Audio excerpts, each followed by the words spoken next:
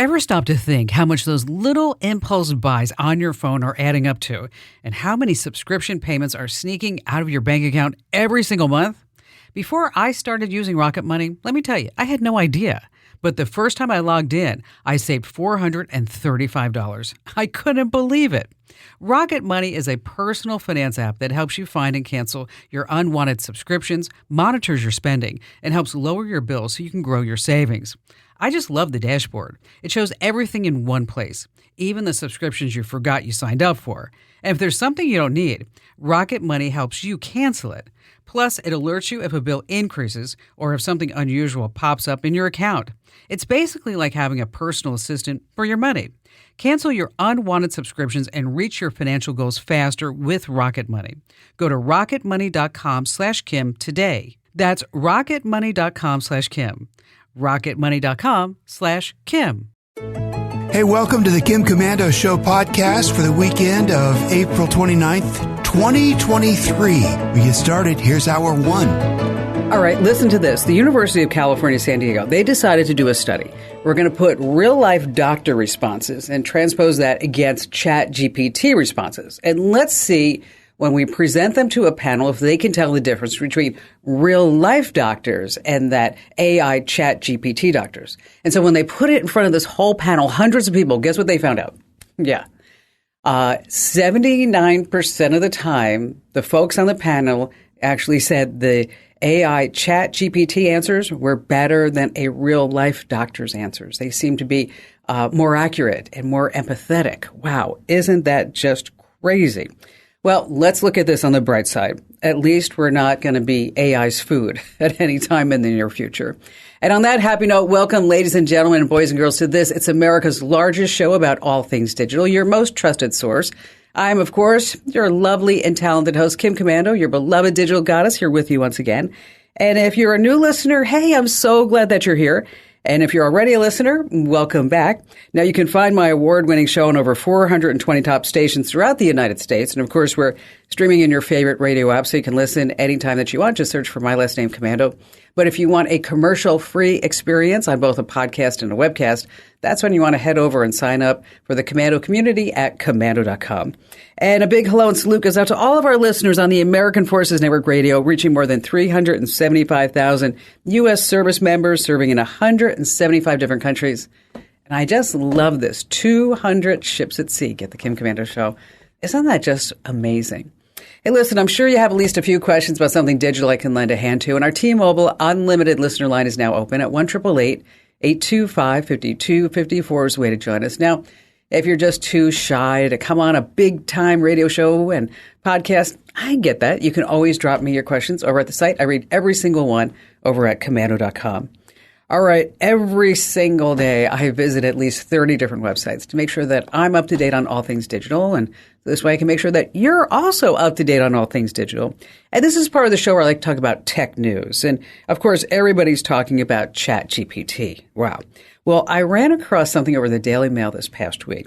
Now, the Daily Mail asked ChatGPT to generate a cliche about residents of each of the 50 states. Now, here's what it gathered. So if you said, tell me about a New Yorker, ChatGPT said, rude. A Texan, they carry guns.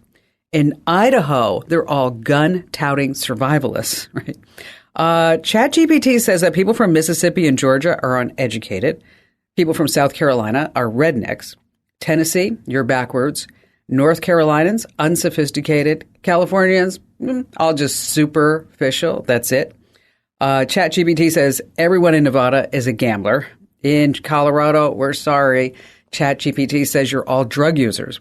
Utah, you're Mormon. Alaskans are reclusive. People from Kansas are hicks. People from New Jersey, that would be me.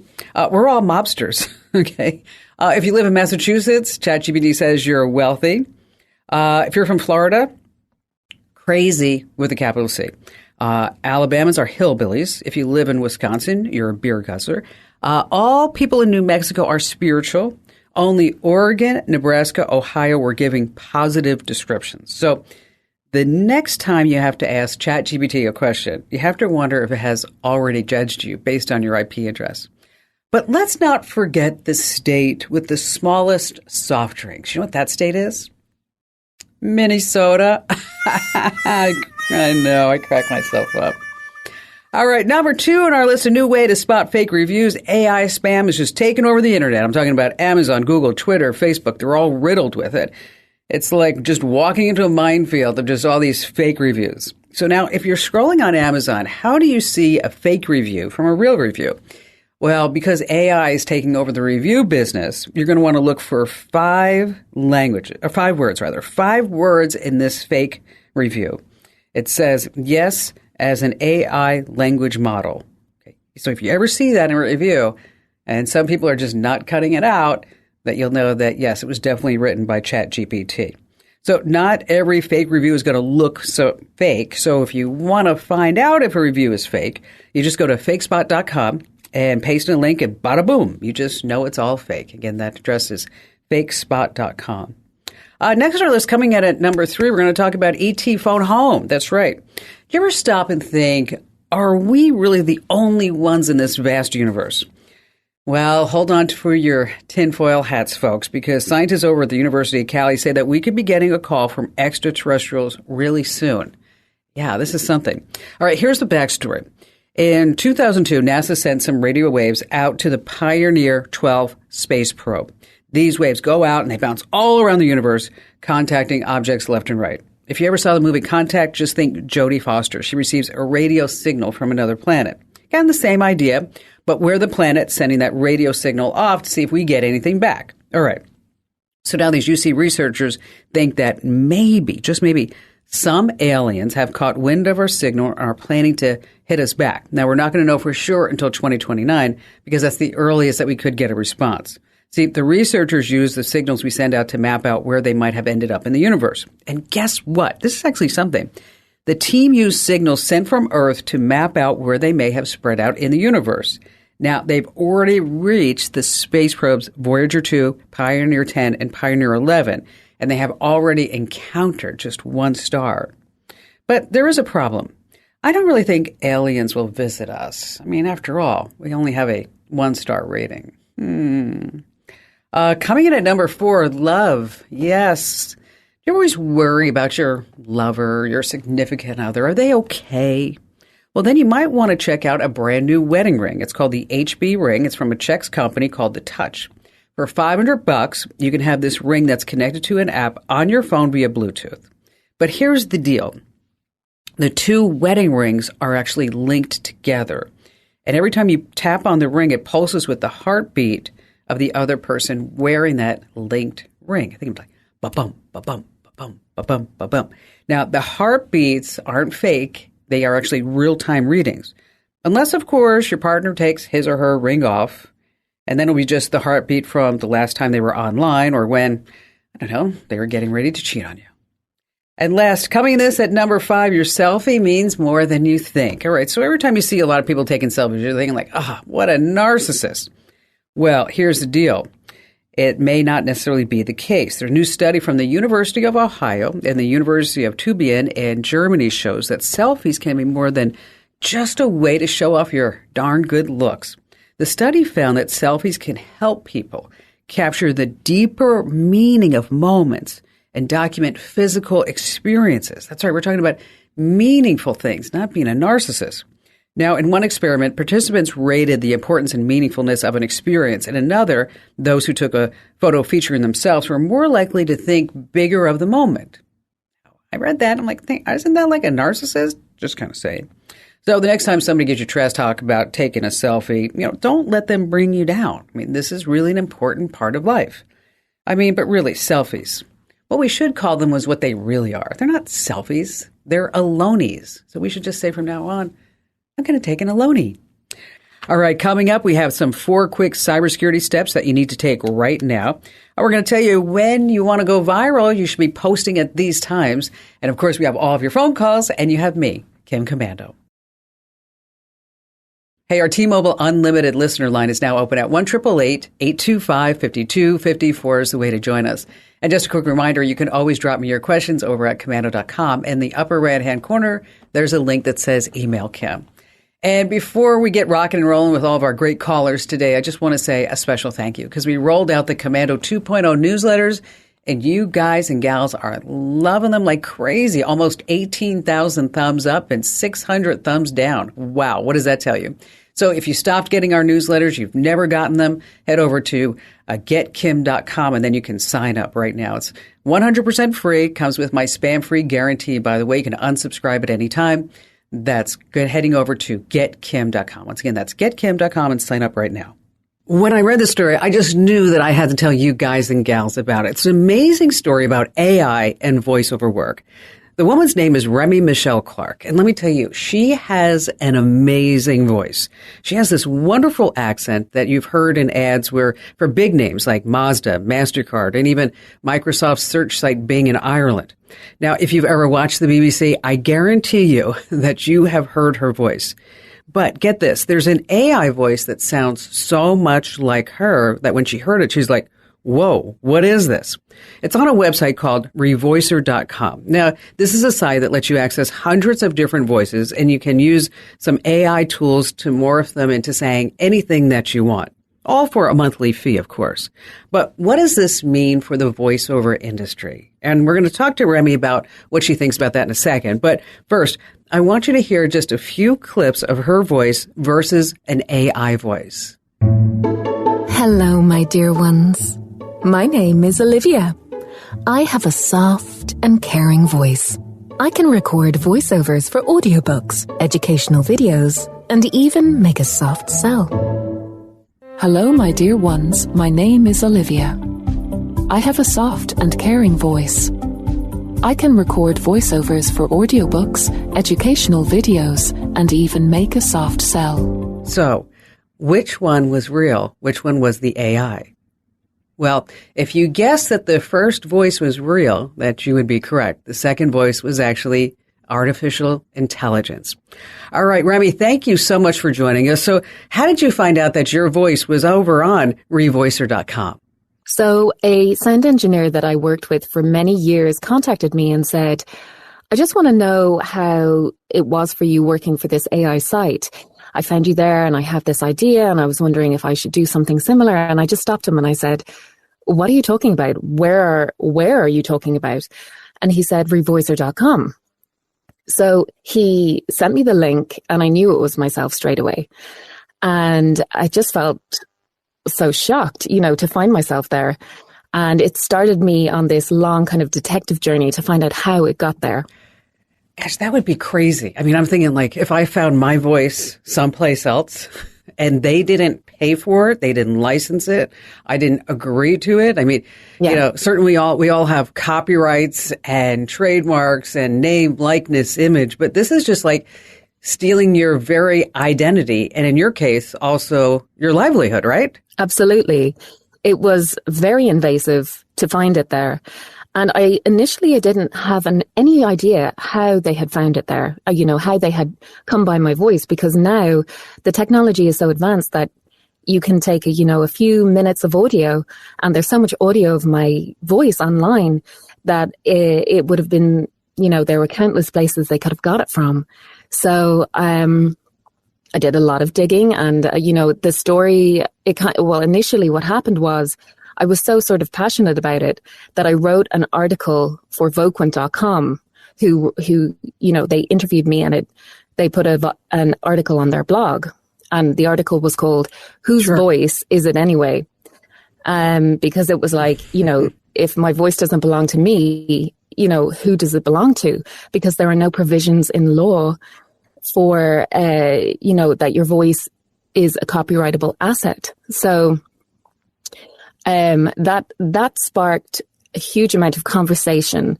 And then, people like Paul Schmidt reached out to me, the Washington Post, Bloomberg, and more people are reaching out every day, including voiceovers who are worried about where their voice is going to end up and where they might find themselves.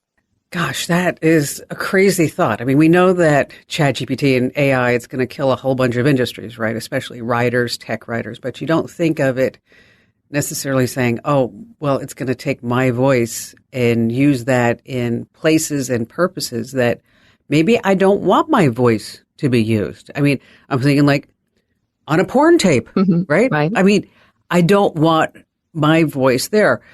So what happens when I'm certain that you tried to contact this website and say, take it down. What happened then? So I sought legal advice initially, and then they said, well, the first thing you need to do is find out where they're based, because I'm in Europe, I'm in Ireland. If they were based in America or somewhere else, the laws around this are all completely different. So I tried to find out where they were based, and there was nowhere on their website. So I contacted them directly, and they just said, I can't help you with that. We can't help you with that. They wouldn't tell me where they were. So that made me immediately think, okay, this is dodgy. They're doing this on purpose. Sure. And that made me even more skeptical and continue to dig. And it was only through many interviews and more people hearing my story that the lawyer, Rob Skiglimpalia, who defended Bev Standing against TikTok, got in touch and said, you need to look at your Microsoft contract. And it was when we kind of looked into that we realized that was kind of where other parties, third parties, were able to access my voice. Okay, so what was in that contract? So that contract was something I signed back in 2020 when I had auditioned for the job through voices.com in 2019. And there was no mention of any third-party usage of my voice in that job posting. It was for a TTS job for an undisclosed company, mainly for internal use and possibly end product. So that was how it was framed. Well, Remy, there's so much more I'd like to talk to you about. But here's the deal. I know. I hate this. We need to take a quick break to pay some bills over here. But I'd like to know more about that contract that you signed and really how it has affected you. And really, whether you think that AI is going to be just destroying your career as a voiceover artist. I mean, if we have all AI, why do we need humans to do this, right? So stay right where you are. And still to come, we also have our security tip. And let me tell you, this is really important stuff. These are 60-second security checks. Just 4 quick cybersecurity steps that everybody needs to take right now. So stay right where you are. Do not leave me. We have more of your phone calls, and you have more of me, Kim Komando, coming right up. All right, if you're just joining us, we've been having a great chat with Remy Michelle Clark. She's one of the world's most used voiceover artists. I mean, gosh, she's heard on the BBC, Mazda, MasterCard, Microsoft. And hey, Remy, thanks for holding on with us. Let's just pick up right where we left off. So I totally get what you're saying that, you probably didn't read it because you were just so dang excited. Absolutely. When it comes through and it's like, you've got this job at a time when, so many industries were just putting everything on pause or shutting down completely, and it's for Microsoft, that's a huge name on your resume. So naturally, I didn't turn it down. But it was only after I spoke to Rob, who read the contract and kind of pointed it all out to me, that he said, well, I've seen these contracts before, and I called them career suicide. And he advised every voiceover who saw them not to go near them. Career suicide. That's awful. Mm-hmm. And yeah, it's a pretty damning phrase. Now, what does Microsoft say? I haven't contacted Microsoft directly about this issue, simply because the contract is what the contract is. Yeah. And so I did sign it, so I signed that contract. I just didn't have any kind of framework to visualize how that would have panned out in a few years down the line. I'm not a tech savvy person. I'm a performer and I'm an artist. I'm a writer and a voiceover artist. And my brain is very wired linguistically and creatively and not tech savvy at all. That's an area I have to work on, clearly. Well, we all have our own deficiencies. I mean, let me tell you, you do not want to ask me to paint anything, Remy, not even a wall white. I just don't have absolutely no artistic talent, none at all. So voiceover, let's go back to that. Can you ask him to take it down or you can't find it? You still can't find anybody behind it. So what happened was, they told me, there's no address, that we're not going to help you with the address. So that was fine. And then it was kind of all these interviews. A lot of tech journalists were getting in touch because this is a really important topic at the moment, and they were interested in finding out more. And when Pranshu Verma at the Washington Post got in touch, they reached out to Revoicer and spoke to them about this, and they actually decided to take my voice down, or they said they were going to take Olivia down off the site. So they said, well, they had a contract in place with Microsoft that allowed them complete use of my voice, but because of all of this that was being brought up and the media around it and, you know, my feelings around it, they said that they would take it down. Whether that's happened or not yet, I'm not sure. You know, they probably are tired of the bad PR. I mean, and, you know, is there anything that they can do to go back to anybody who has used Olivia and say, you know, you don't have the right to use her anymore? Well, legally, no.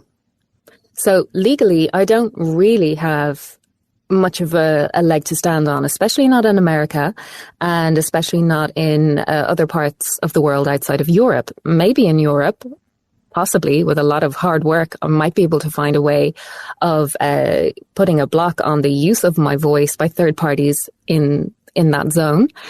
But that's still something that I have to look into and explore. And I'm, you know, another thing I'm not is a lawyer. So, you know, I'm seeking advice around that. Revoicer.com is only one aspect of the problem, because I've also been found on multiple other sites, on multiple other products, and on Instagram ads. So this is something that's much bigger than what I originally thought.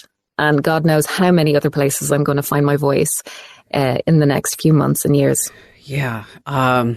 That's, you know, it's sad, really. I mean, that we have all this technology that can be used for good purposes, but then malicious actors will always figure out a way to abuse it and make $1 off of it. You know, AI is affecting so many different industries. I mean, across the board. We are truly, and I've said it before on the show, that we are truly like in this fundamental shift. I mean, whether it was the invention of the printing press, it was the first iPhone, the first transistor, or whatever it was, is that we are now in the middle of this, and we don't know where it's actually going to end up. But I will tell you one thing, and you made a really good point, is that we have here at the studios, we have somebody who we call Kim 2.0. Okay, I'm Kim 1.0. There's Kim 2.0, and that's the AI version of Kim that I had to train multiple hours to sound like me with my tone, my inflection, somewhat of a New Jersey accent that I've lost over the years, or New York accent. And when AI speaks, it's pretty darn good. But it doesn't, Kim 2.0 does not have what you mentioned. It doesn't have that, the heart, the soul, the enthusiasm.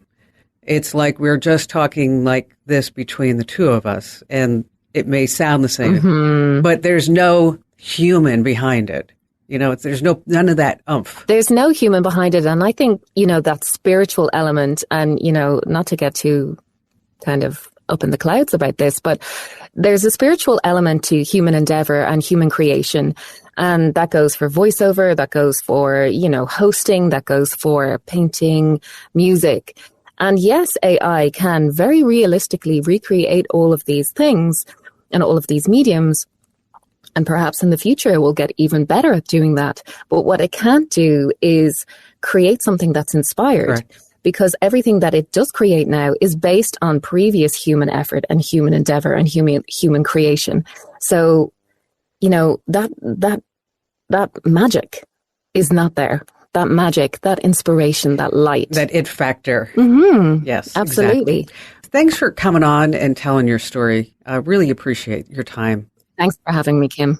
All right, let's do our digital privacy and security tip of the week. And this week is brought to us by Total AV. These are 4 60-second security checks that you really need to do right now. And I'm going to go through them fairly quickly, but I just want you to know that we have it all written out and all the steps over on the website. So just sit back and take a listen. Number one is I think that everyone should be hiding their home on Google Maps and also Apple Maps. You may not know that. And it's not hard to submit a request, but you just have to know exactly where to do it and how to do it. So that's where we come in. Over on Google Maps or the Street View Gallery, you just look up your address and you want to say, I want to have it blurred. Now, the image has to show your face, your home, license plate, any identifying information. You report a problem, and then you click on the form, and then you just click submit. Now, Apple Maps make it a little bit more of a pain in the neck. You actually have to email them. I know, it's crazy. I'm not going to give that email address out here. Just know that it's all written out on the site. Number 2 on our list is I want you to check for spyware. It seems like every single week on the show, I'm getting at least 1 or 2 phone calls about somebody who thinks they're being stalked, and maybe they are being stalked. So how do you actually check for spyware, this malicious software that's running quietly in the background, tracking almost everything that you do? Well, they do leave some digital clues. You just need to know how to do that, and we're going to tell you how to do that again on the website. You should also lock your computer whenever you leave it. You just don't walk away. We're going to walk you through that as well. And then finally, there may be a hidden vulnerability right now in your browser and you don't even know it, because so many folks are going out there and just downloading Chrome extensions willy-nilly. Well, how can you tell if an extension is really, truly safe? Well, Google Chrome will assign a featured badge to extensions that follow, they say, Google's technical best practices. Now, a sure sign that extension is bad news is that you don't even remember ever downloading it. So we're going to walk you through how to make sure all those extensions that you're using are safe. Now, again, to get all these steps that you need, as well as that Apple Maps email address, just head over to commando.com. And when you're there, hit the link that says Kim Show. All right, coming up, we have more of your phone calls, as well as later on, if you want to go viral, what exactly are the best times of the day to do it? And what about the days of the week, whether you're on Facebook, Instagram, or even LinkedIn? Well, that's still to come here on the Kim Komando Show. All right, if you're not getting our podcast, our daily podcast, Kim Komando Today, and our daily tech update, whenever you're on the go, I can be just right there with you. I'll keep you company. So just search for Komando with a K wherever you get your podcasts. Mike in Jacksonville. Hi, Kim. So nice to speak with you. I'm a big fan, and I have a project. Part of it is sort of a generic project, and part of it is very important. So I have an old iMac. It's really old, 11 years old. Also an iPad and an Android phone. I want to do backup, right? So I have used external backups before, and I'm trying to decide if I should get a solid-state drive to back up the computer or to use the cloud. Or, yes, you can laugh at me, maybe thinking that I should be wearing suspenders and a belt, do both, the external hard drive and the cloud solution. But the reason why I'm concerned about it is I'm scanning a whole lot of family pictures. We came over here, part of my family came over when the gold rush was on, and that side of the family didn't hunt for gold. They brought sheep over and traded some of the sheep with the Indians to have safe passage, and from them we were able to start a new life in Oregon. And wow. Go way awesome. back when we're related. Yeah, it's very good. We've got pictures from that. And then the rest of my family, rather poor Irish folks, came over during the famine, and we have pictures of those folks. I'm hoping to put together a scanned thing that I can share with family members, and we're in connection with some historic societies that are also interested, that have also had some things my mom gave to them from when we came over on the Oregon Trail. Some dresses awesome. and some. That is so cool. This is great. How fun. Yeah, it's really fun. So the main thing I really want to do is to be able to have something that our nieces and nephews and, the generation to come will be able to have accessible for them to see their ancestors and, write some notes on it so they'll be able to put faces to names and hear some of the stories we still have. Okay. Well, I'll tell you, you have a big job ahead of you, right? You know that. Yeah, the scanning is fine. I don't mind it, but I want to make sure it's safe. Okay. Well, then you know what? You need to just put it in the cloud. And if it's on a Mac, the easiest way is for just use iCloud. Just put it in iCloud. And then what's nice about it is that whether you're working on your Mac, on your iPad, or whatever it may be, is that you have complete access to all these photos on every device. As far as future generations being able to see this, here's my initial thought, is that I wouldn't want you just to have this in an iCloud account. Is that I think what would be really kind of fun is to create a video. And that's a fine idea. Yeah, yes. and little videos, and where you're narrating it or somebody else is narrating, and they're telling the story about this picture and what's behind it.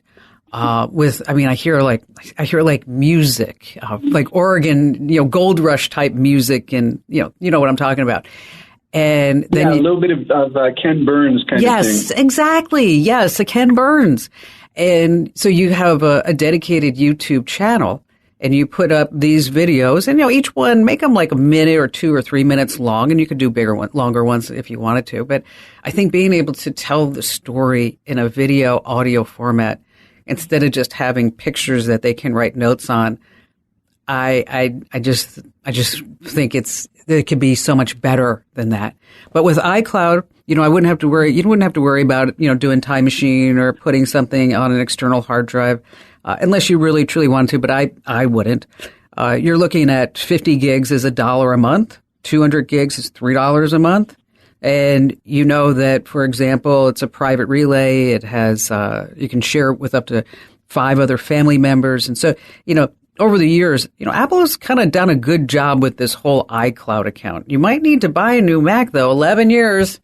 I know it still works, but it's just getting a little long in the tooth. That's the thing about Macs. I have a MacBook that I think is 10 years old, too. And it's like, do I get rid of it? No, it still works. So just take a look at iCloud. Again, there's 50, 200, and 2. Actually, they have 2 terabyte platforms too, and that's $10 a month. So I think that would be the best case. If you need any help as you're getting this project going along, just give me a call back. And thank you for your call today, Mike. What a great story. Here's a statistic that I just want to pass along. In the United States, 1 out of every 12 women and 1 out of 45 men have been cyber-stalked at some point in their lives. So this is real stuff. This is something that if you think it's happening to you, maybe you're just not being paranoid. Maybe you really do have an issue. And if you do have an issue with cyber-stalking, I'm always here for you. You can give us a call on the show, or you can just drop me a note over on the website at komando.com. So you caught a funny video of your dog on a Roomba. Yeah, I did that. Okay. And you're hoping that this one is going to go viral. If only everyone can see it. All right. So here are the best times to post on social. But here's secret, first of all. People look for a good laugh midweek. It makes sense. Maybe Tuesdays, Wednesdays, we need some sort of pick-me-up. So if you have something truly funny, you want to post that on a Wednesday. But there are also special times to post and get the most engagement. Now, for each platform, it's unique. And the times that I'm going to give you are your local time, because probably most of your followers are your local time. So on Facebook, what you're going to want to do is post on weekdays between 1 p.m. and 3 p.m. because that's when the week kind of slows down. And again, people are looking for that pick-me-up. Okay. Now, let's say you're on Twitter. Twitter folks seem to hang out in early morning or late afternoon. So you're going to want to post between 5 and 6 p.m. Instagram, Monday through Friday between 2 and 5. Well, that's when the kids get out of school. And on LinkedIn, Tuesdays to Thursdays, early in the day or mid-afternoon. Hey, when you want to get more tech smarts, don't forget, you can always find me 24/7 over at komando.com.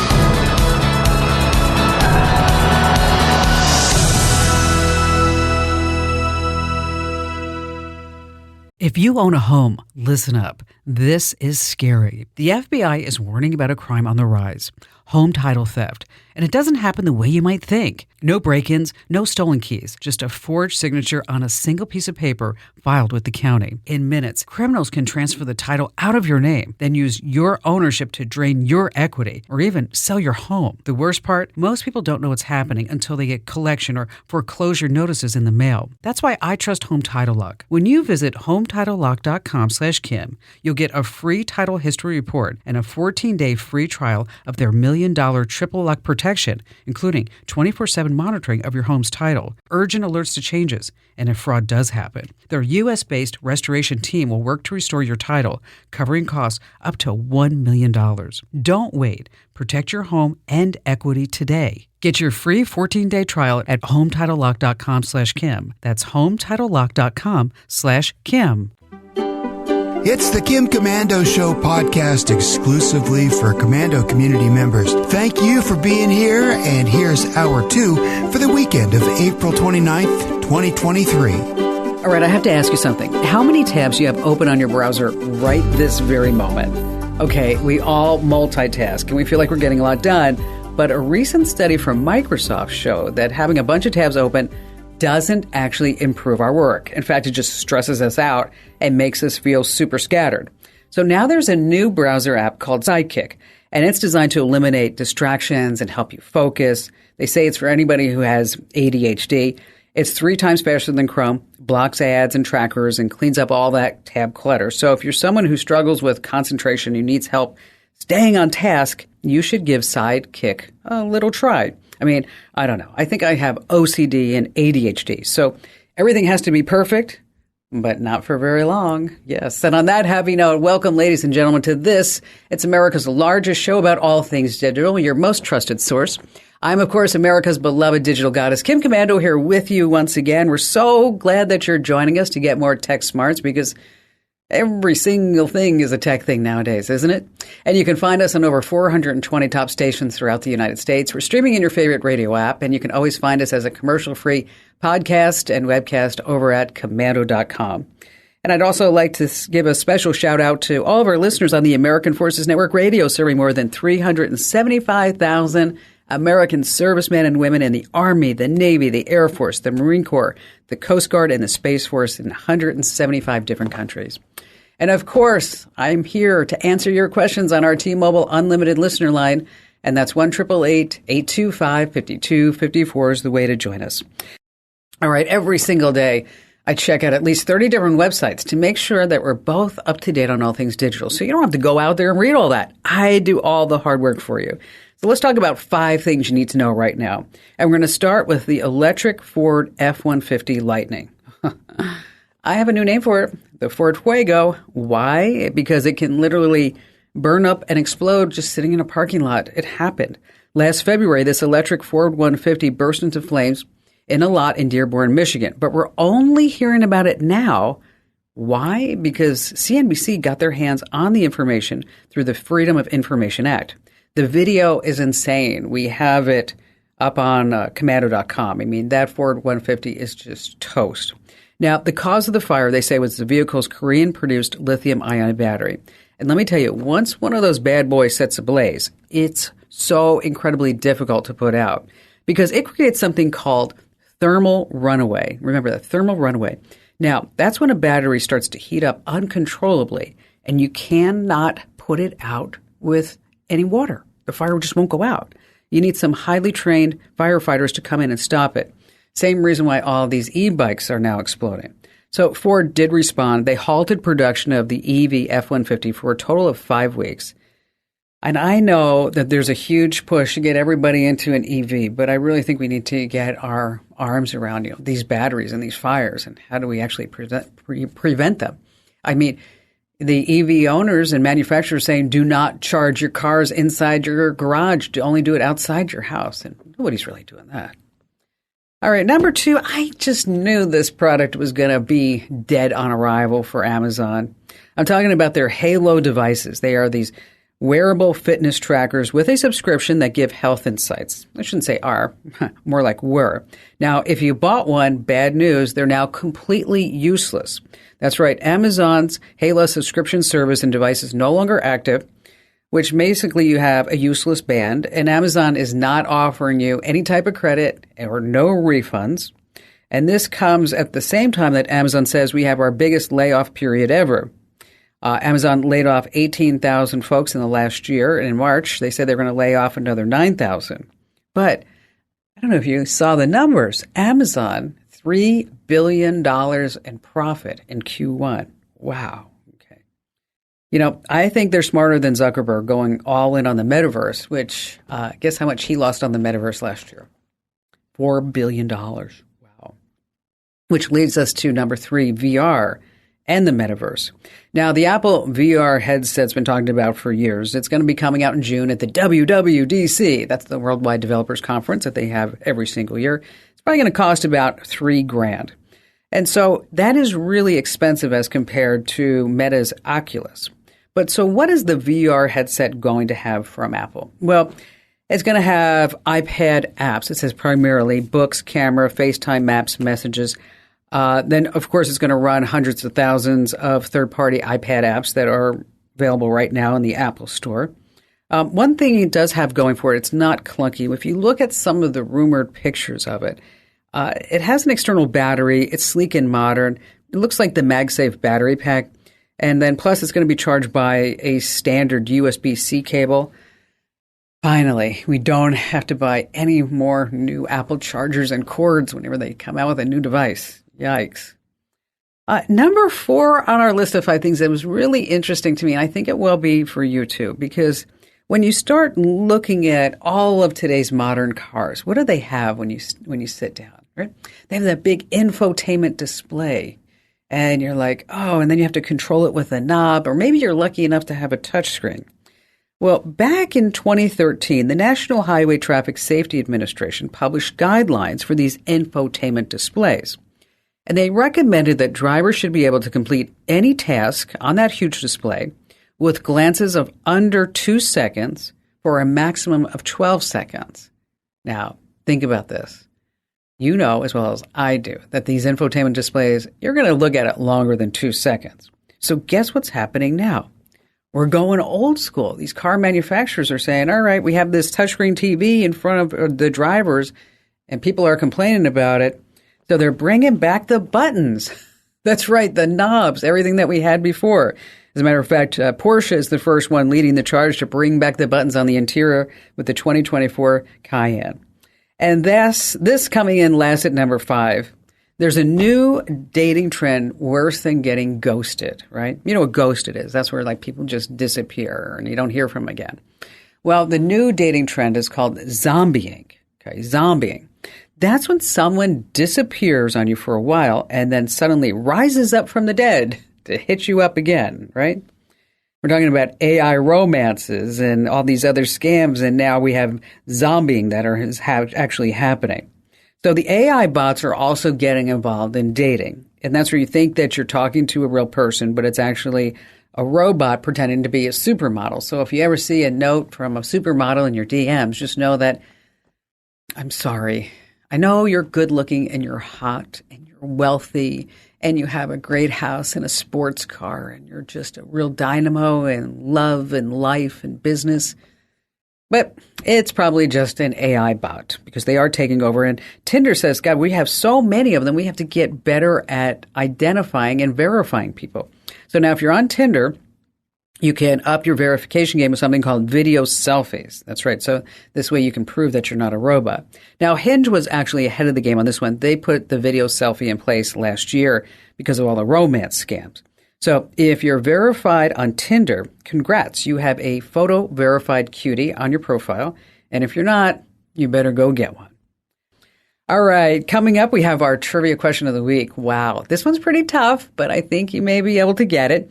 In our money tip, we have the best and the worst jobs for 2023 if you want to work from home. And then later on, sneaky ways to read a text without the other person knowing. And we have all of your great phone calls, and you have me, Kim Commando. Hey, our T-Mobile Unlimited listener line is now open at 1-888-825-5254 is the way to join us. And again, you can always send me your question on the website. That's commando.com. In the upper right-hand corner, there's a link that says Email Kim. So when I read about these two adventurous grandmothers, I decided, oh my gosh, I want to be like Ellie and Sandy one day. Because as you know, I'm an avid traveler, but they're traveling around the world at 80 years old. That's right. They celebrated their 80th birthdays by traveling around the world in just 80 days. Isn't that amazing? From Antarctica to Africa to Rome. They packed in this whole tour of the globe, all while keeping this lean and well thought out budget, right? And during their journey, get this, they rode a sleigh pulled by huskies in Finland. Okay, they are adventurous. They flew high in a hot air balloon in Egypt. They even weathered a rocky ship ride across the notorious rough Drake Passage. Now, along the way, they have created this amazing following on social media, on Facebook, YouTube, Instagram, TikTok. And they're planning their next adventure for when they're 84 in 2024. So Ellie and Sandy, it's a pleasure to have you. What inspired the two of you to say, hey, on our 80th, we're going around the world in 80 days? Where did this idea come from? Well, a few years ago, in anticipation of turning 80, wouldn't it be fun to go around the world in 80 days at age 80? Well, Ellie's eyes got big, and she said, of course. Yes. Well, so we had all of our tickets purchased, everything planned, and COVID shut it down. But COVID didn't shut us down. So we went this year, and our new theme was Around the World in 80 Days at 81 and still on the run. I love that. So, wow. So you went to so many different places. How many different countries did you hit? We did 18 different countries and the Antarctica because it's not a country. All 7 continents, 18 countries, and 8 world wonders. That was more than Phileas Fogg went to on his round the world trip. Wow. Gosh, how did you plan for such an event? Well, we did it all. We planned everything ourselves. We planned every flight, every hotel, every little side trip, whatever we were going to do, like snorkeling in the Great Barrier Reef and things like that. We planned it all. So we were responsible if it failed, then we get the credit if it worked. So and it worked perfectly. Yeah. And they offer a one around the world ticket, and it offers you 6 continents and 16 flights. And so you have to circumnavigate the world in one direction. So we figured out all our flights, turned it in and said, will this meet your approval and your requirements? And it did. And we got our ticket that way. It was just a set fare. It didn't matter where we went. It was just a matter of you paid a set price and you went wherever you wanted to go. And so then from there, once we had that itinerary made, then we looked, once we could see where we were landing on a continent or in a country, and we wanted to see other things within that continent or country. Then we booked other flights, either using our airline miles that we had saved up, or sometimes we had to pay for a flight, actually purchase a flight. Our average hotel room was $29 a person per night. And we did go that's incredible. $13.50. That was our cheapest one in Cairo, Egypt, with $1 million view. What was the most memorable experience of the trip? For me, being where the Northern Lights were and getting to see the Northern Lights, wow, that was quite the memorable experience. And this was Sandy talking, and now I'll let Ellie talk. And as far as the experience go, we did the Happy Swing in Bali. Now, we were just going up the mountain in a car. We had a car and a driver, and we just go past a sign that says Happy Swing. We thought, oh, well, let's just go check that out. Well, that was just the most fun. We get up there. There's no tourists there. It's just 4 workers, and it's a tall cliff, probably 200 feet, 300 feet below to the rice paddies. And they have these clever swings, and you just swing out in them. And they had us put on these silly red dresses, which we loved. We didn't love, but we loved them after the fact. It was cute.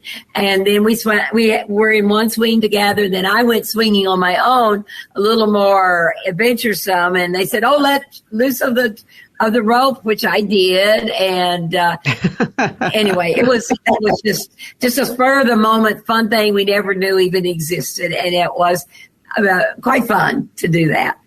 And Kim, this is Sandy again. If I may share with you, Ellie also on this trip went snorkeling in the Great Barrier Reef while I sat on the boat and took pictures. Thank you very much. And then Ellie also in Australia at the reptile farm allowed a python to wrap itself around her body while I once again sat in the audience and took pictures. It was a very interesting experience. It got a little bit too tight, but I made it. So what advice would you have for somebody who's listening right now, and they may be thinking to themselves, I'm just too old to do anything like this? What would you tell them? All right. My advice, this is Sandy, and my advice is get out of your easy chair. Step out of your comfort zone. Make some plans and live, because age is only a number. So the next trip adventure is 2024, next year. And how is it going to compare to this past trip? Well, next year in 2024, we will be 82 years of age. And so our new theme will be, we are 82 and travel we can do. So we're going to go back to the continent of South America, and we're going to see as many world wonders as South America has to offer, and everything else that we can possibly tour in South America. Hey, Ellie and Sandy, thank you so much for sharing your story with us. You gals are amazing. I can't wait to talk to you this time next year. Thank you. We enjoyed talking with you. Thank you. I definitely want to go on a trip with those two young ladies. All right, do you want to hang a picture? Now, hanging one is easy, but what if you have 3, 4, or 5 or more pictures with 2 hooks on the back and you want them exactly 5.5 inches apart on the wall? That's when it's time to get out math. Not at all. There's an app for that. It's called Hang a Pic. You just go ahead and take pictures of what you want to hang on the wall and where you want to put it. We'll tell you exactly where to do it. Now, your iPhone has a level tool, too. It's called the Measure app. Now, if you're on Android, just open the Google app or your browser and search for Bubble Level. But if you are hanging a whole bunch of pictures, get that app called Hang a Pic. All right, our trivia question of the week is coming up. You don't want to miss here on the Kim Komando Show. All right, get your brain cells ready for an epic challenge here with Commanding the Tech World Trivia. Now, this isn't your grandma's bingo night. Okay, these are brain-busting questions, and we're going to put that noggin to the test. Now, to add to the excitement, we have a special guest ready and willing to take on this challenge because he wants the grand prize. You know what it is? A Kim Komando Show official fanny pack. That's just priceless. And a free bag of Dr. Marty's Nature's Blend dog food, a value of $59.95. And joining us this week is David in Birmingham, Alabama. Hello there, David. Hello, Kim. So what do you do there in Birmingham? I actually work security at the airport for TSA. Oh, nice. So what is something interesting that you've confiscated lately? Just your average cast iron frying pan is not allowed in the cabin with you. You can. You mean somebody in so the when I head with travel, that. when I travel, I can't take my personal cast iron frying pan? Are you sure? I'm not positive. sure. All right.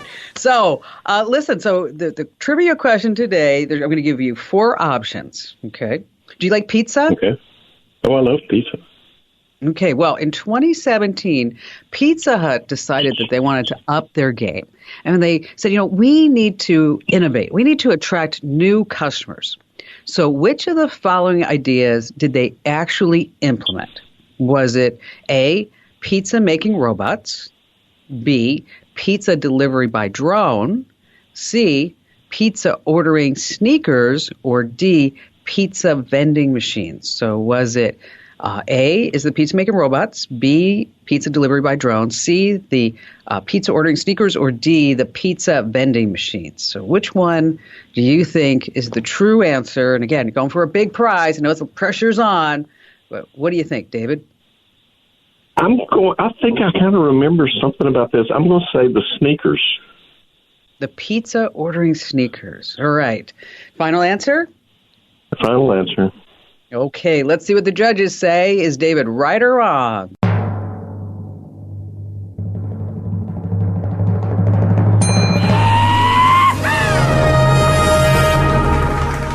Yes, you won. All right.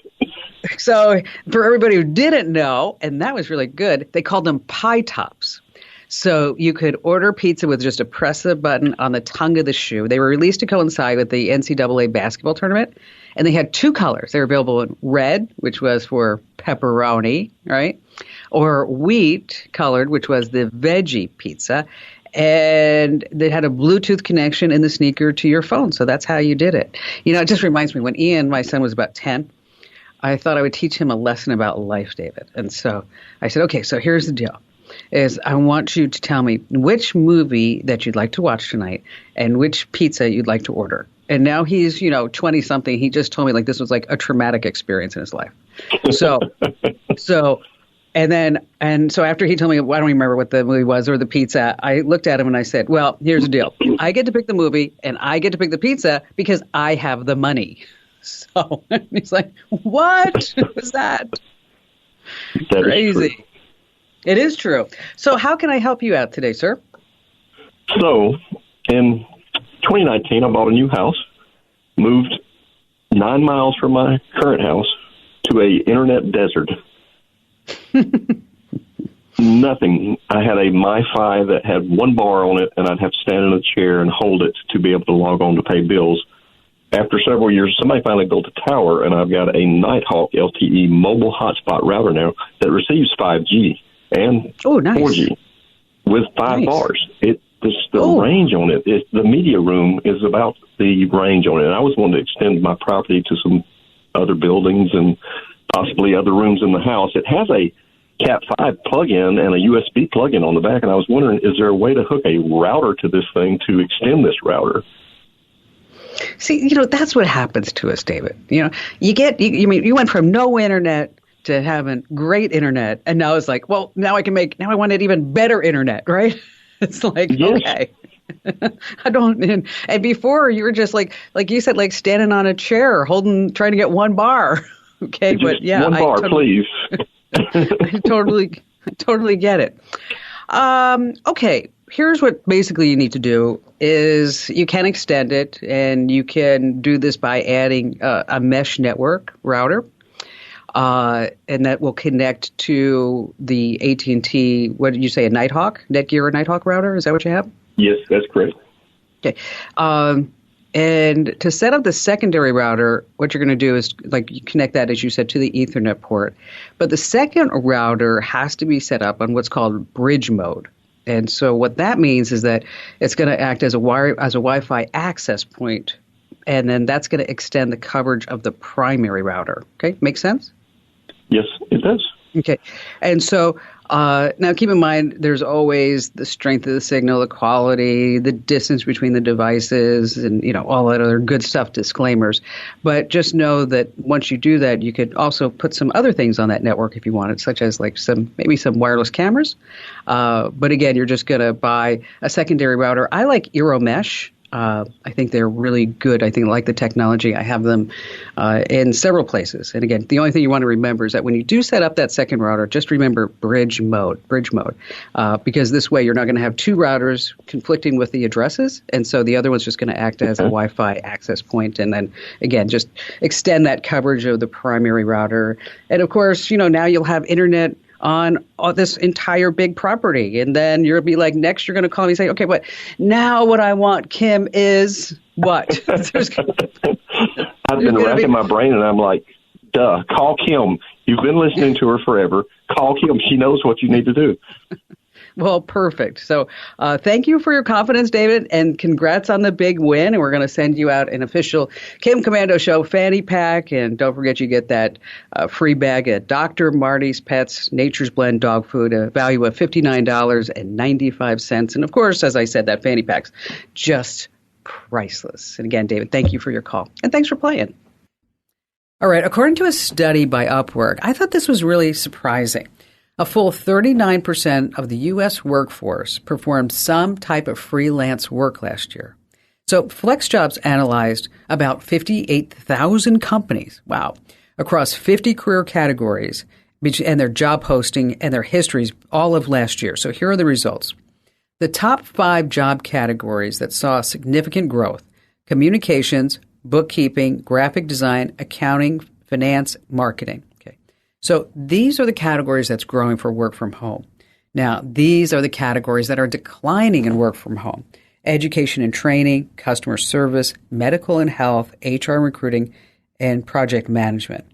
So what companies are offering the most remote freelance jobs? Now, you don't ever want to just put this into Google. That's why we put together the most popular remote job titles, like executive assistant, recruiter, customer service rep, social media manager, payroll specialist, project manager. And we have links to open roles and companies that I mentioned, along with a lot of great resources that you can use to tell if a job offer is legit or not. And, if you're ever in doubt, just drop me an email, and I'm always happy to help you out. So this is a fabulous money tip you need to take a look at and share with somebody who you know that wants to work from home or just get a side gig.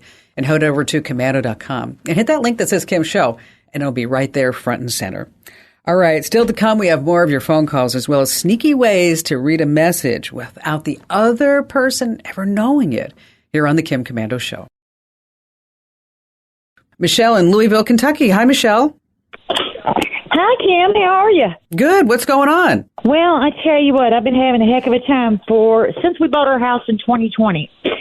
It started we bought the house in August, started in October. We got rid of it last January. Well, it's come back. Someone's getting into our Wi-Fi, and they're getting into all of our devices and all of our email accounts.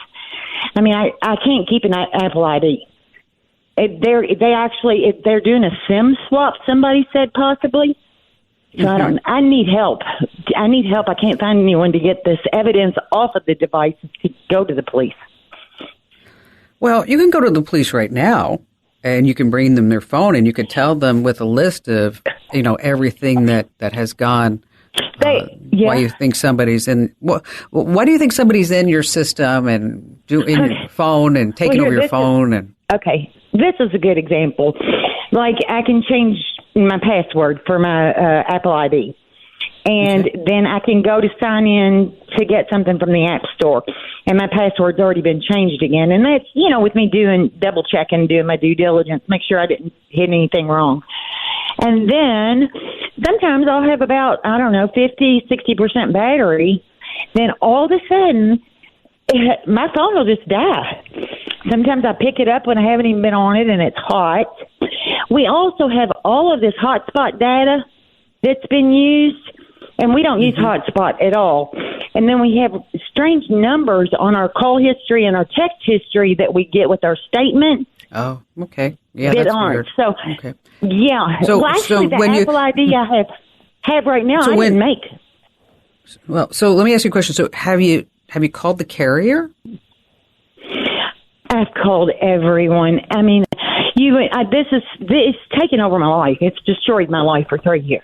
It's no joke. And it's been, I wouldn't wish it on my worst enemy. I've called everybody. I can't keep an email. I can't keep a phone.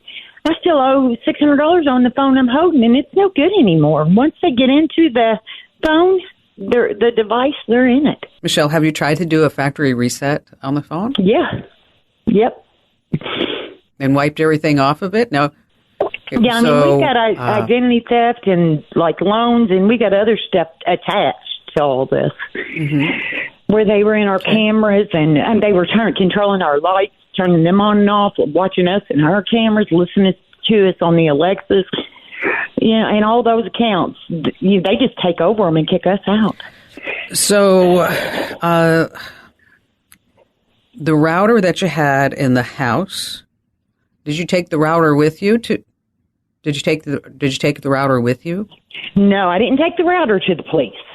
I took the router back to the provider and got a new one.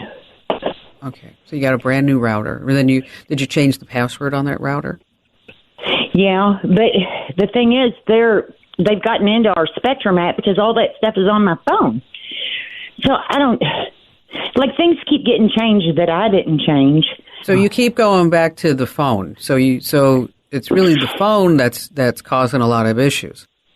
Well, the Wi-Fi, and I think, helped them get in the phone. And then also they wiped out my computer, my second computer they wiped out. Okay. School and work accounts I have set up everywhere that I've never set up. Okay. So, so here's what you need to do. You need to, number one, document everything that is happening. So you have a whole list. And if you can have screenshots or videos of people changing accounts. So what I would like you to do is to start, putting together documentation on what's going on. Okay. Yeah, make it unemotional, even though there's a lot of stuff. And then you need to take all this documentation because it's like you said, it's happening at the carrier, the Wi-Fi, the hotspot, whatever it is. You need to take that down to the carrier. Okay. And say, this is what's happening, and ask them to give you a brand new phone. Just a brand new phone, and you want a brand new account, a brand new email address. Start scratch. Pretend you're just brand new. All this has never happened. Okay. And in that router that you have at your house, I want to make sure that you also change that password there. And make sure you set up 2-factor authentication on all your accounts, every single one. I know it's a real pain in the neck. It is. But that's what you need to do. And if your phone's hot and they're blowing through the data, that's a big sign that you might have some malware on that phone. And so that's why I recommend that you take the phone to the carrier. Like you said, somebody mentioned a SIM swap, and that could be happening. Could be happening right now. And so that's why I'm going to keep pointing you back to that carrier and stress to them that you need a new phone. If you might have talked to a manager, and you need new accounts and set up 2-factor authentication, because I want to make sure that everything's going to be safe there. And I think that's where I think your next stop really needs to be the carrier. And I think they're going to be the ones who can help you best. And Michelle, thank you for your call. So many people think that they're being stalked. Wow. It's just, I wish there was a study about that. How many people really think this is happening to them? And how many people it is really happening to? That would be the real stat I'd like to look at.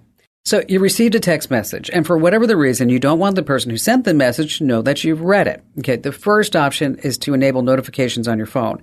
This way, when a message comes in, you'll see the entire message on your phone's home screen, or just enough so you know what it's about. Now, another trick is when you see when a message has arrived, but you don't want the other person to know that you read it. You can do 2 things. Number 1, immediately put your phone in airplane mode, and then turn off Wi-Fi. This cuts off the internet totally from your phone, so you can still look at the message, but there's no way for that read receipt to be sent. And whatever messaging app that you're using, I always make sure that the option called read receipts is off. Now, it's just like, I don't know, why do they need to know when I actually read it? Hey, do me a huge favor and tell at least 3 friends about the Kim Komando Show and the Kim Komando Today podcast, because everyone needs more tech smarts. Knowledge is power, and you can find me always at the website. That's komando.com.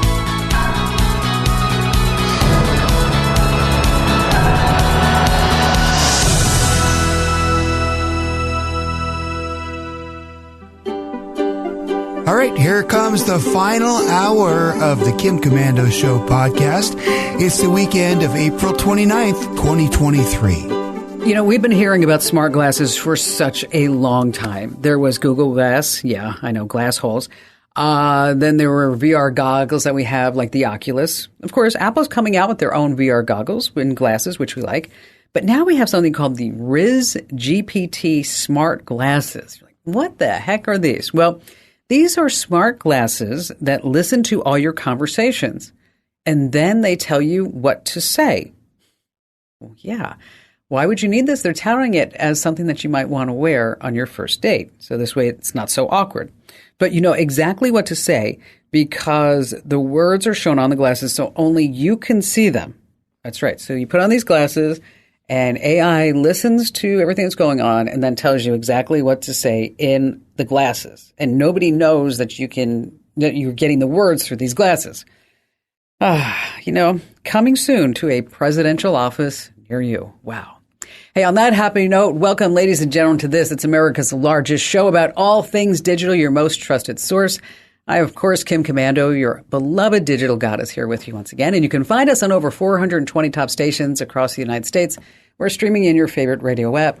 And, of course, you can find us as a commercial-free podcast, webcast over at komando.com. Just join the community. And a special hello goes out to all of our listeners in the Army, the Navy, the Air Force, the Marine Corps, Coast Guard, and Space Force in 175 different countries who are joining us on the American Forces Network Radio. All right, every single day I go to so many different websites, and I've actually started to using some news feeds as well and Apple News. So this way you're up to date on everything out there that's happening in the consumer tech world. And we're going to start with no ifs and or buts. If you use ChatGPT, you're actually training its AI. And that's why a lot of companies like Bank of America, Goldman Sachs, Samsung, Citicorp, they have actually banned employee use of ChatGPT. Why? Because you run the risk of handing over any type of confidential information to OpenAI. So if you still want to use it, here's some good news. OpenAI just dropped a new update that lets you keep all your conversations private. So this way you can make sure that it doesn't go into the big AI database. That's what they say. I mean, we do have to have some level of trust there. But here's how it works. You head into your settings. You're going to switch off chat history and training. That's it. It's just like Google's incognito mode. No one can see what you've been asking. Now, OpenAI told Reuters that while the history is disabled, new chats will be deleted from our systems within 30 days and reviewed only when needed to monitor for abuse, and they won't be used for any AI model training. Again, we have to believe them. But here's the catch. If you don't opt out, your existing convos will still be saved and can be used by the company. So if you value your privacy, go into your settings and switch off that chat history. All right, next on our list of 5 things that you need to know is this amazing story. I love this. And it's straight from a galaxy far, far away. Now, do you remember when Princess Leia sent that message to Luke Skywalker in Star Wars? Do you remember that? It's kind of like this, but with tennis. There's a 20-year-old tennis phenomenon. Her name is Emma Raducanu, and she appears as a hologram to give 2 lucky kids tennis tips on their game. Okay, so you're out there just hitting some balls on your local court, and then boom, you got this superstar coming in and giving you pointers. So the 2 kids, Sam Clegg and Tanae Paisley, were all at the All England Club's Community Tennis Center in London. Now, Emma was all the way in Abu Dhabi. Long distance training, right? 4,000 miles between Emma and these kids. So this holographic lesson was delivered on Vodafone's 5G network. No lag whatsoever. Emma's hologram fed them balls and gave them live feedback on the shots. And it worked out so well that Sam thought that Emma was pre-recorded until she's like, Sam, this is me. I'm right here. Okay, this is not pre-recorded. I'll tell you something about tennis. You never, ever want to date a tennis player. You never want to do that. Love means nothing to them. All right, number 3 on our list of 5 things. Explain this like I'm 5. I mean, you ever read something and you're like, oh, what the heck was that I just read? Well, Artifact is a new AI-driven news app from the founders of Instagram, and they have a feature that summarizes articles using artificial intelligence. It's pretty great if you just want to get to the meat of the article in fast times. Like, I was trying to read this article about quantum mechanics, and I was just not getting it. I was like, can you explain this to me like I'm 5? And then, it was like, wow, that does make sense. Artifact warns you this AI isn't always accurate. Thank you. To get the full scope of an article, you must always read it yourself. Bummer. Next on our list of 5 things, coming in at number 4 is, who the heck is using Microsoft Edge anyway? Bad news for you. Turns out Edge is sending information about all the websites that you visit to Bing. That's right. Every time you're checking out a new site, Edge is giving Bing the heads up. Now, the reason for this is Microsoft says it's a new feature that's baked into Edge. It's called Follow Creators. Now, the feature lets you follow your favorite content creators on websites like YouTube and Reddit. But here's the catch. It's not kind of working the way that they wanted it to work, so its intent was only to send Bing information about specific creators that you like, but instead, it's sending information about every single website over to Bing and their whole API, so now they're tracking that. Now, Microsoft says, we're on it. So until they say we fixed it, I recommend turning off the Follow Creators feature on Edge. It's not something you're going to be using anyway. Here's what you need to do.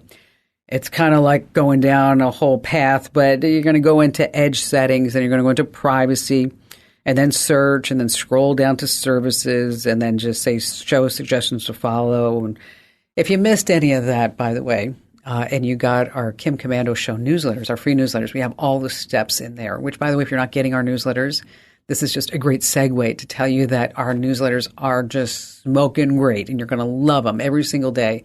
You get the tech news and the tips and the alerts. Head over to getkim.com to subscribe. Absolutely 100% free, by the way. And you can unsubscribe at any time. You're going to join over 400,000 folks that get our free newsletters. And I was looking at the ratings, and wow, I'm just so pleased how much you guys and gals are loving these newsletters. We have almost 18,000 likes this morning with 500-600 dislikes. I want to know about your dislikes. I want to call you each and every up and say, what about it don't you like? Most of the time when people say they don't like it, it's like, well, I don't like change. I liked the old way better. But, 18,000 people are saying yes, so just got to go with it. This is a fabulous story coming in last at number 5. So excited to tell you about this. Back in 1950, 19-year-old Corporate Luther Story went missing overseas during the Korean War.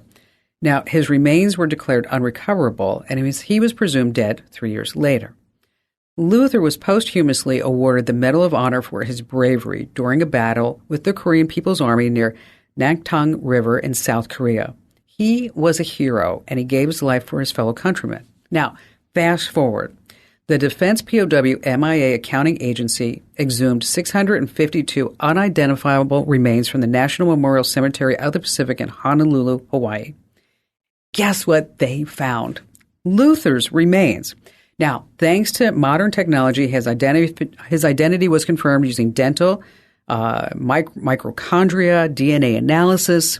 After all these years, they found out what happened to Luther. Also, through this DNA analysis, officials discovered that Luther's heroic actions during the battle were even more impressive than they previously known.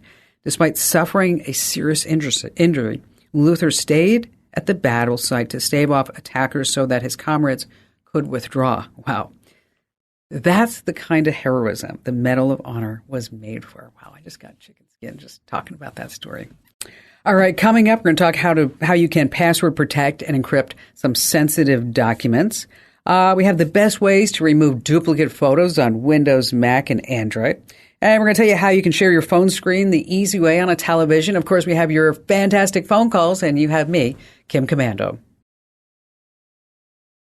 Hey, our T-Mobile Unlimited listener line is now open at 1-888-825-5254 is the way to join us. So I ran across this story on Facebook. Olivia Reeves and her mother, Natalie Tease, they had a brush with AI voice cloning, and it's just a nightmare that sent chills down my spine, and I bet you it's going to send chills down your spine too, because imagine this, the feeling of helplessness when someone impersonates your loved one's voice and then delivers gut-wrenching news that turns out to just be a total evil lie. It's a real-life horror story that everyone needs to know about. Now, Olivia and Natalie are determined to share their story because they want to raise awareness about this malicious scam. And hello there, ladies. Happy to have you with us. How did you first get that phone call? Well, I can tell you, initially it wasn't a phone call. I had my phone. I was watching a YouTube video, and I paused it, put it on my bathroom counter, and started getting ready because we were about to go out for the day. And all of a sudden I hear this voice talking, and I thought somehow the YouTube video just started up again. Wasn't really paying attention until my husband came into the bedroom and started screaming. He said, "That's Olivia," and she just said that Will is dead. Will is her husband. So I put the phone up to my ear, and all I heard was Olivia's voice crying hysterically, saying, "Mama, help me. Will's dead. Call 911. Help me, Mama. Help me." So my husband said, just call her. So I didn't have anything to hang up because it wasn't a phone call. So I just called her. She didn't answer the first time. Called again, and she did pick up the phone, and she was her happy, cheery self. So I was very relieved at that moment that it was a scam. That's so you weren't. It wasn't a phone call. It was just on a YouTube video. It was not a phone call, and I even went through the phone to try to check the missed calls or anything that would indicate that it could have been a phone call. I went to a WhatsApp, went to Facebook Messenger, and I just can't find anywhere where this could have come from. And I've been Googling it ever since, and I've had no luck. So if you hear anything about it, then please let us know. You know, we have a forensics expert as part of the show. Okay. His name's Rico. And it might be interesting to hook Rico up with you guys just to see if there's something there that he could tunnel in and see if maybe it was an open messenger chat or something crazy that this voice just came through, because there had to be some open channel along the way. But it's interesting that it's voice cloning, right? And it's using your daughter's voice. Did it sound just like her?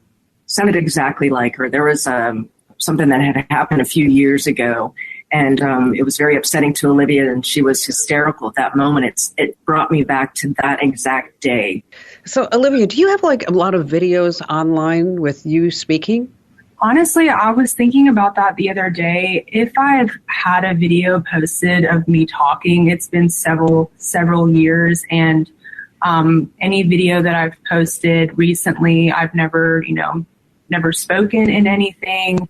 I had Snapchat several years ago. I don't have that app anymore, but that's the only, I guess, place where I could think of someone having my voice, other than, I've got my voicemail set up on my phone. but I don't post any videos of me talking or anything like that. So I don't know where they would have been able to get my voice. But the emotional trauma, I mean, think about that. I mean, your husband could have been so upset that, heart attack, I was thinking, or stroke, or, it's just, something out of the blue. Your loving daughter and her just got married, and how is she going to deal with this, and how are we going to deal with this as a family? Do you think it's somebody who you might know because they knew, Olivia, they knew your husband's name? Mm-hmm. Yeah, I don't know, because I've got all of my social media as public. So, I mean, if you go on my Facebook, you can see that I'm married to Will. Maybe tagging each other in photos or in Facebook statuses or Instagram, stuff like that. So I don't know if it was someone that I knew that, would have done something like this, especially, Will had been in an accident several years ago where, he almost legitimately died. And so already having that real life experience several years ago of having him in that, horrifying accident to now, I don't know if someone just kind of, fed off of that event several years ago. I'm not sure. I would hope that it's not someone that I know that would do that. But and what your husband did, Natalie, is the smartest thing. If we can impart anything on anybody who's listening, is that you call that person, right? You just call them. He really did the right thing. Where my head was in a different space, he was right on top of it and knew exactly what to do. Well, you know what? He gets a pass for taking the trash out a couple of times. Just saying, all right? Okay. Hey, thanks so much for being here and telling your story. Hopefully we just saved a whole bunch of people from a lot of heartache and possibly something even worse by getting such shocking news that is just nothing other than just an evil and malicious lie. Thanks again for being here. Wow, that's a frightening story, isn't it? All right, do you ever want to share a photo, a video, or anything else from your phone to a TV? It's a lot easier than you think. Now, if you're on your iPhone, the Apple way to do it is called AirPlay. If you own a $200 Apple TV box that's on the same Wi-Fi network as your phone, just pull it up on your phone, and then it's going to select AirPlay from the share menu, and then it's just going to go right on the TV. Now, a lot of TVs, they have Apple AirPlay built in. Now, if you're on Android, get that $30 Chromecast device, and you play it right into your TV. And as long as your Android phone is on the same Wi-Fi network as the Chromecast, just tap the cast button, and that's it. Coming right up, how to password protect and encrypt documents here on the Kim Komando Show. All right, coming up in just a few moments, how to password protect and encrypt sensitive documents the easy and fun way. Well, maybe not fun, but the easy way. And then later on this hour, the best ways to remove duplicate photos, whether you're on a Windows, Mac, or Android. And joining us right now here on the Kim Komando Show is our amazing content queen, Allie Seligman. Hello there, Allie. Hi, Kim.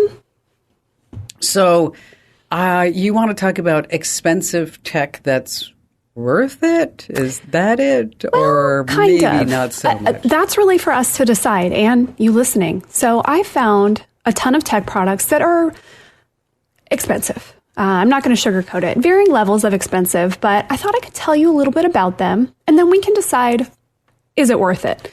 The first one, I know you know the price on this one already because it's been all over the news. But for the rest, I'm not going to tell you the price right away. I want you to guess, and you listening, you guess too, and then we'll say, is it worth that amount of money? The first one is the Dyson Zone. Perhaps you've seen this. So think of a pair of headphones, and then there's this plastic piece that kind of goes across your mouth under your nose.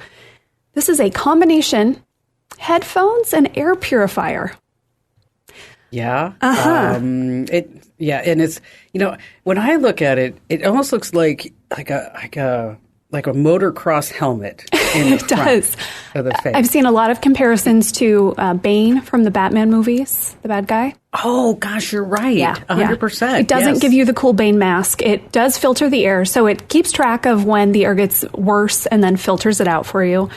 Listen to this. They weigh 1.5 pounds. That's heavy. That's really That's heavy. heavy on your head. So you can build your neck strength if you want. They also take 3 hours to charge. Those are the downsides. But again, the audio is supposed to be awesome, purifies the air, and everyone will be afraid to talk to you. All right. Do you know how much these cost, Kim? I do. So I'm not going to guess. I guess I do know because everything that Dyson makes is expensive. It sure is. That's just the way it is. Okay. I mean, I have a Dyson vacuum with this like little laser green line that goes out and shows you every speck of hair that's on the floor. Because if you have a golden retriever, you got tons of hair. And that thing was like $800. Oof. Okay. What, the Dyson curling iron? hair dryer. Yeah. Oh yeah, the hair dryer curling iron. Okay.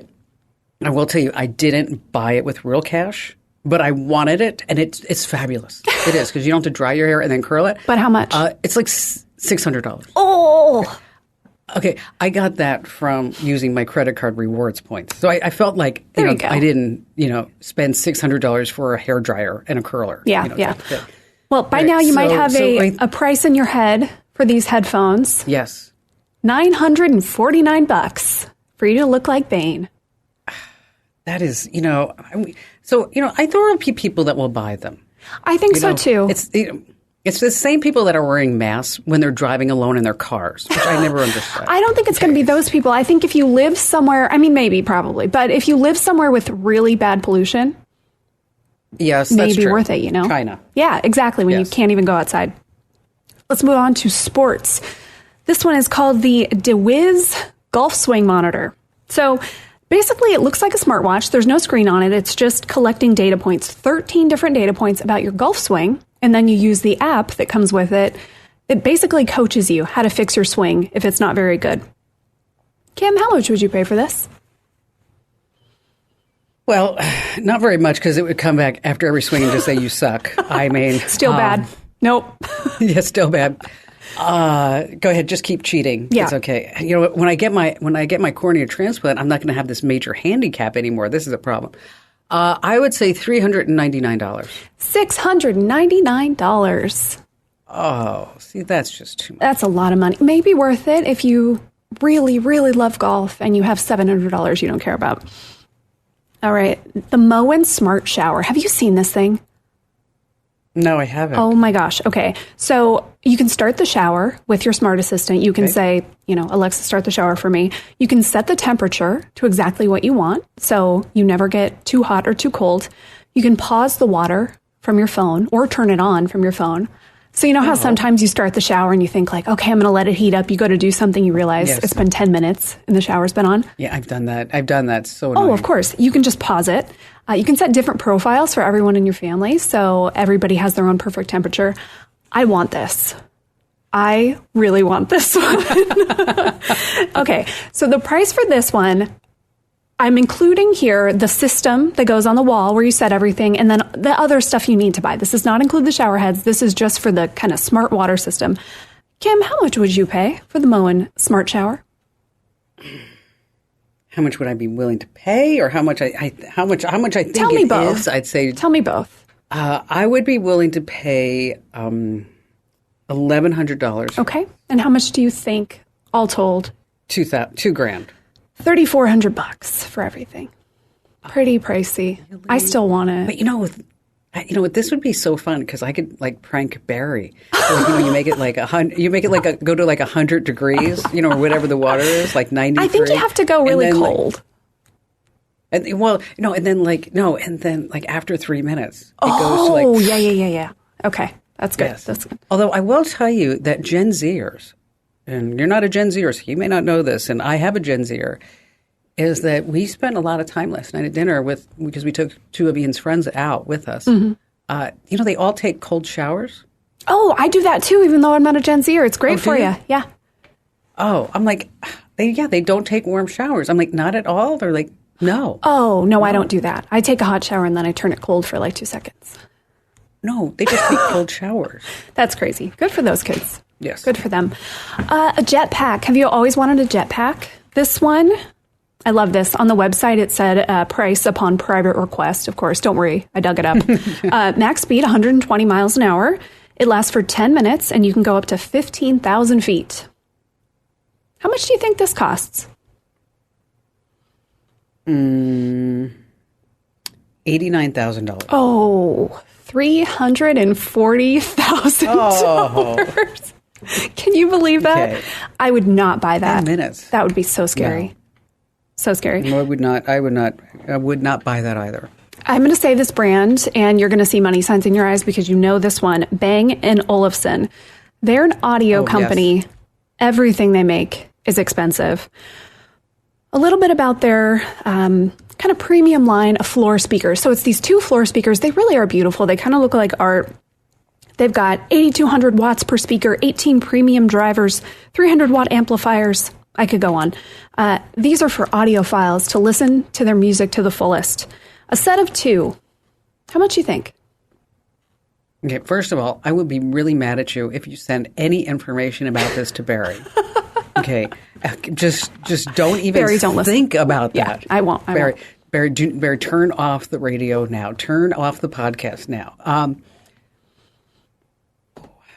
I don't. 2 speakers. 2 speakers. 2 speakers. 2 floor speakers, big ones. $225,000.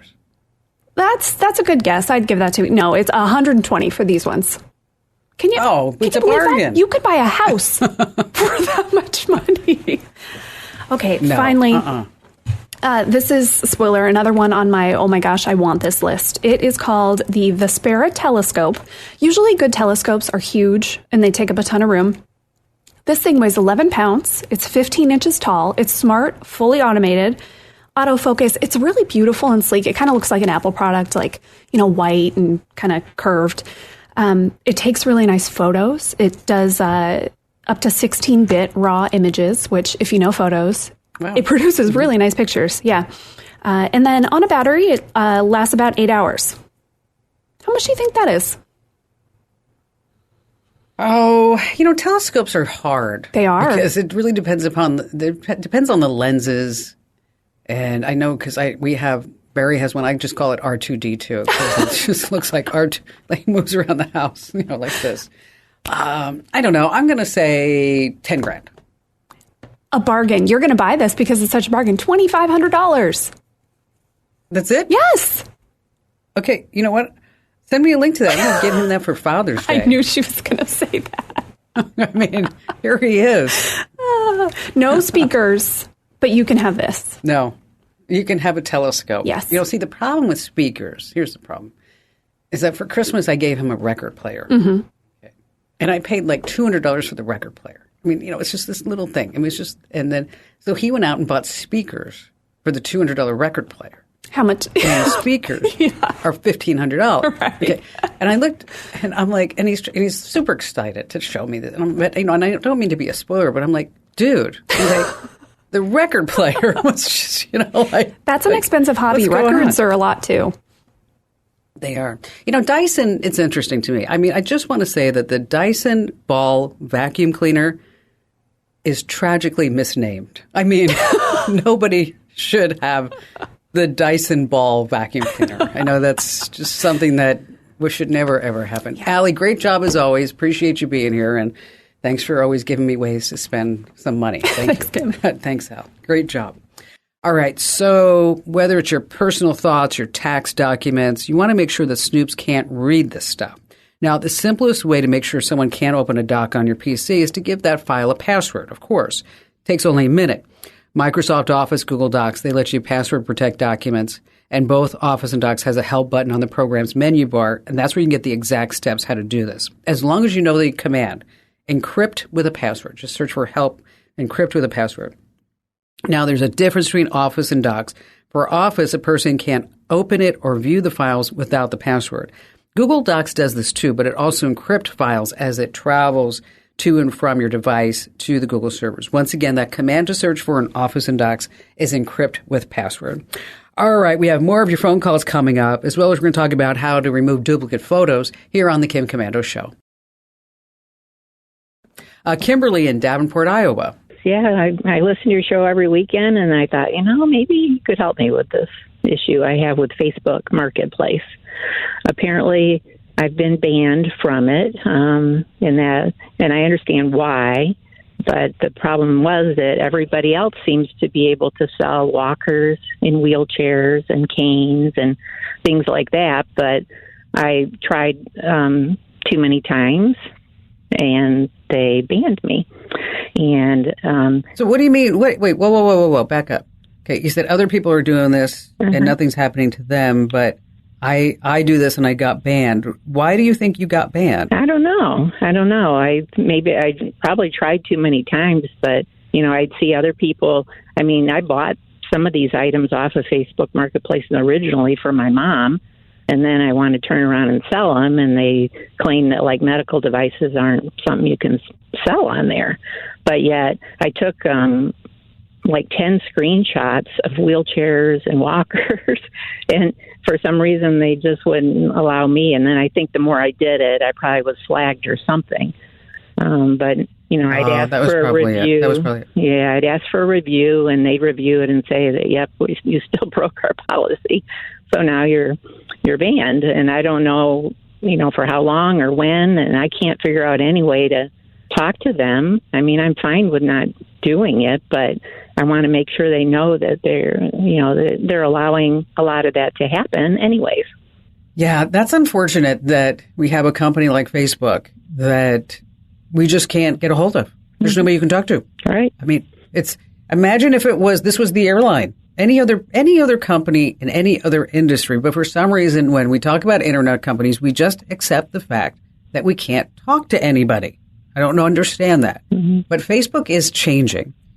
They have something called Verified, and we'll send you a link to it, that if you want to talk to somebody, you have to pay them.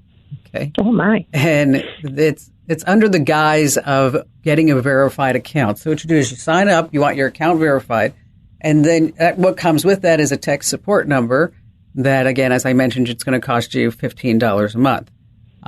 If you don't want to do that, you can try to reach out to Facebook using their social media accounts, such as Twitter or Facebook Messenger.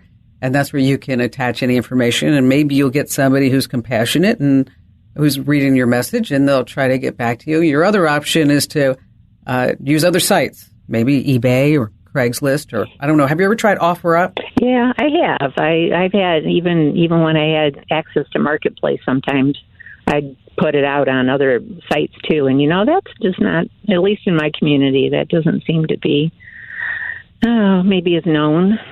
I've never really, I think I sold like one thing. So yeah, I've increased my use of that and nothing. Craigslist, I was able to sell walkers and wheelchairs, but that's about it so far. So it seems like Marketplace really is a good thing for me. Well, because, you have a lot of people in your community that are hanging out in the same spot and with the same, zip codes in the same areas. And, so it makes it a lot easier to do that. You might want to try reaching out to Facebook social media, as I mentioned, or as I said, you can try to get that verified account. This way you can at least talk to somebody over there.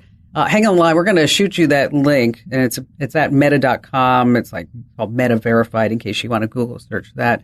And, you may try looking at some other ways that people are getting around Facebook's standard about not selling medical gear. And if they're doing it, I don't know how they can do it and you can't. So maybe you had some things in your ad that got flagged, or as you said, that you just tried way too many times. Kimberly, thank you so much for your call today. I appreciate you getting through. Hey, just a quick reminder that if you in the past got our Commando newsletters and you didn't like them, well, now's the time to subscribe and try it again. They're absolutely free. They're fabulous. And join over 400,000 folks who get their tech news from us every single morning. Head over to getkim.com to subscribe. Once again, that's getkim.com. You're going to love them. You can unsubscribe at any time, but you're not going to want to do that. And once again, to subscribe, it's free at getkim.com. All right. It makes no sense to have multiple images of the same thing on all your various devices, so you can remove the duplicates. Let's start with Windows, and then we'll go to Android and Mac. If you're on Windows, a free program called CCleaner helps you locate and delete similar photos, and it works for other file types too. Now, for our Android listeners, you want to check out Gallery Doctor. It automatically finds and deletes duplicate photos, freeing up space on your device. And finally, for Mac owners, the latest iOS update to Photos automatically finds duplicate photos and videos in your photo library. Just look under Albums, and then you're going to find a folder called Duplicates. Wow, I had like 3,000 in there. Hey, do me a solid and make sure that you tell at least 3 friends about the Kim Komando Show. And you can find me always at Komando.com.